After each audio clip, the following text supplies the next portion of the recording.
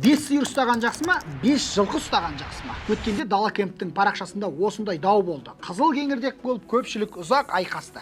Біреулер айтады, жылқы ұстаған жақсы емес пе? Жылқы деген пырақ, жылқы деген қазына, жылқы деген байлық. Оның үстіне оны қарайтын бақташ керек емес. Жем алмайсың, шөп салмайсың, астын тазаламайсың дейді. Қорада ұстап қиналмайсың дейді. Иә, ол ой дұрыс ой.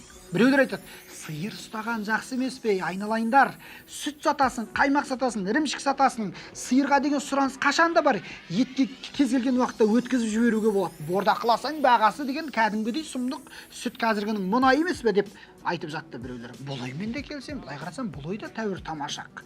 Ал сіздер осыған байланысты не деп ойлайсыздар? Егер де менің пікірімді сұрайтын болсаңыздар, мен 5 сиырды таңдар едім. 5 сиырды ұстағанда жай ұстамай, оның сүтін іске айналдыратын едім. Қаймақ, ірімшік, құрт тағы бағытты қолға алар едім.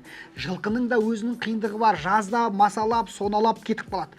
Қыста боранда ықтап кетеді. Сосын көбінесе ұрланатын мал ол жылқы малы. Ірі қара ондай шығынға аз ұшырайды. Ірі қараны кез келген уақытта сатасың. Еркек бастарды сатасың да, аналық бастарды алып қаласың да, көбейтесің. Пародасы болса тіпті жақсы, керемет. Осыған байланысты өздеріңіздің ойларыңызды жаза кетіңіздерші, достар. Әркімнің пікірі әрқалай дегенмен де. Сөйлеген Қараторғай, Дала кемп берекелі мал шаруашылығының бастауы.